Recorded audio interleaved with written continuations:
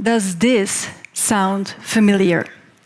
It's Monday morning, you just arrived at the office when Emma knocks your door. She asks to leave the office at 3 p.m. Not to go to a client meeting, but to walk her dog. Before you can even process her request, you're reminded about Rashid, who just resigned after being denied a salary increase. He was 4 months into the job. What was he expecting? A raise this soon? You rush into your marketing meeting where you find Amina, your youngest marketing manager, glued to her phone during the entire meeting. What is she doing? Was she even paying attention? And before heading home, your sales director complains about Charlie, the youngest sales manager. He refuses to make cold calls. He says it gives him anxiety. Is this recognizable? Are you frustrated too? Are you thinking, why is this new generation so difficult and so different from you? Your leadership skills worked your entire career with every generation. And suddenly, with Gen Z, it seems to fail. Gen Z, by the way, is the youngest generation at work, born between 1997 and 2012. So the oldest are about 28 years old, and they are part of your teams. And here is the thing. If you want to keep on growing your organization, you need Gen Z. But 65% of them say that they are not engaged at work. 65% of them. And not engaged at work, that means not really involved into the job, nor very enthusiastic about it. And that, dear leaders, is costing you money, market share, and momentum. What are you going to do about this? The choice is frankly yours. Continue to fight their differences or embrace their strengths. In my job as a business strategist, I help organizations transform to perform. And here is what I see. Our world has changed. And the leaders of yesterday are not the leaders the world needs tomorrow. So, the choice is really yours. Are you ready to shift your perspective on leadership? Are you open to learn new leadership skills? It can be fun to learn something new. If so, I'm here to help you out. I developed 4 power principles to empower both you and your team. If you embrace these 4 principles, you can gain and retain Gen Z. But wait a second. 4 principles. Isn't that a lot to process for Gen Z? Because apparently, according to some experts, they have the attention span of 8 seconds.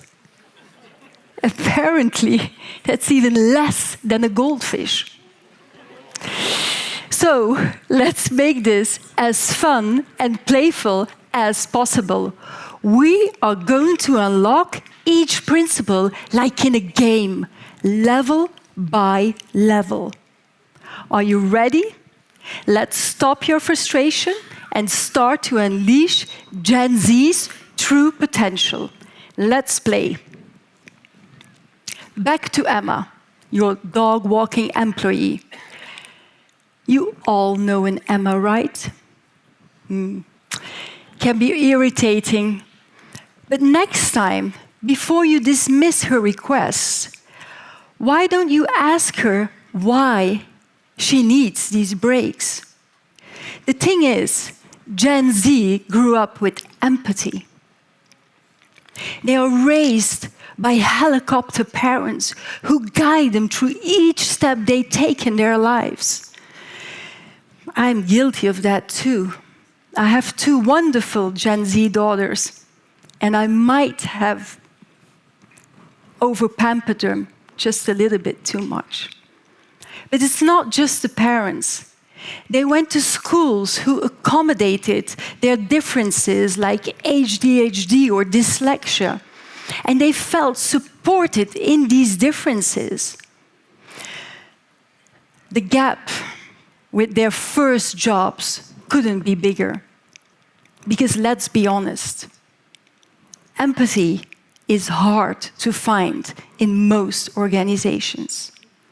And that's a pity, because empathy is a crucial leadership skill and crucial and necessary to drive engagement. Now, what can you do to show empathy? For instance, ask Gen Z how they cope with stress.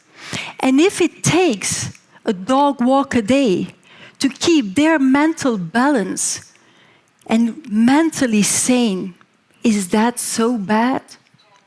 Couldn't we all be better off with less stress?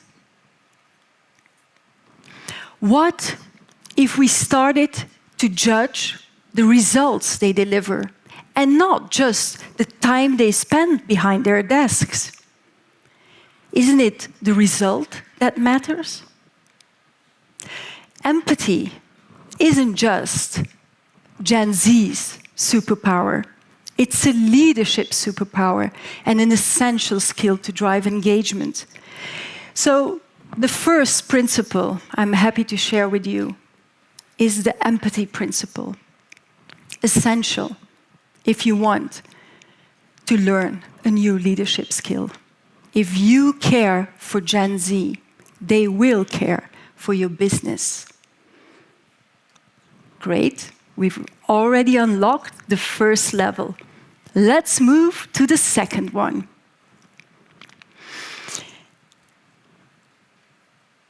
Let's talk about Rashid, the guy who quit after 4 months.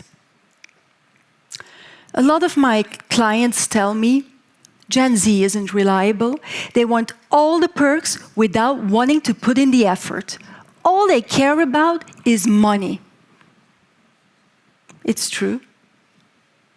They value money. And they are very vocal about it too. But they also value reliability, just not the way you do. For them, the second principle, the reliability principle, is all about being real. It's important for them to value money. They are really obsessed with money. But they also crave honesty, authenticity, and transparency. They want leaders who walk the talk. So here is a suggestion. Does your company have a purpose beyond making money? Studies indicate that Gen Z employees are 3 times more likely to stay at a job if they feel their job matters. Many young people dream of making impact, not just money. So if you let them work for goals that go beyond making money, there's a very good chance they will remain enthusiastic and engaged and involved in their jobs. The second leadership principle, the reliability principle, is all about being real and purposeful. If you take care of Gen Z, they will take care of your business. Show them some empathy and be that real and reliable boss that they are looking for. Great job. We have already unlocked 2 principles. Great work. Let's move on. And now, before I share more tips to shift your perspective on leadership, I do understand that it's very hard to let go of your command and control leadership style, because that is what you've learned and you've seen your entire career. But if you want Gen Z to work for you and not against you, it's great to learn something new.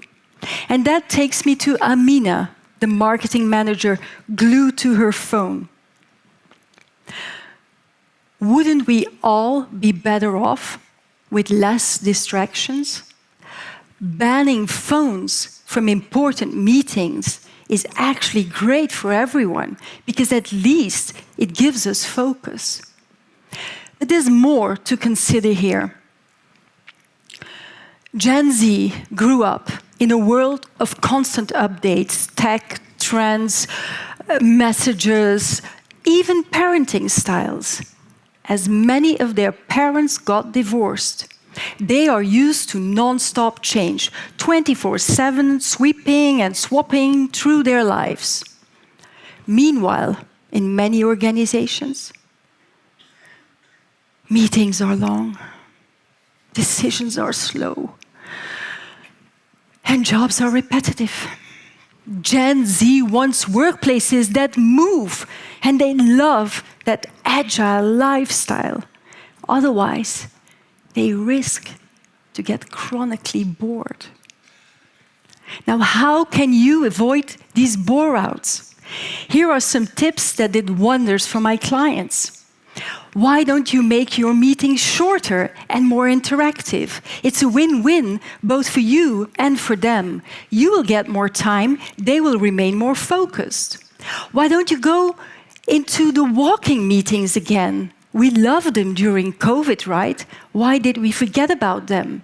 It's away from screens, and it's healthy, as both of you are taking the steps it takes to keep in shape. And why don't you let them use and experiment new technologies to break repetitive tasks? It will spark their innovation skills.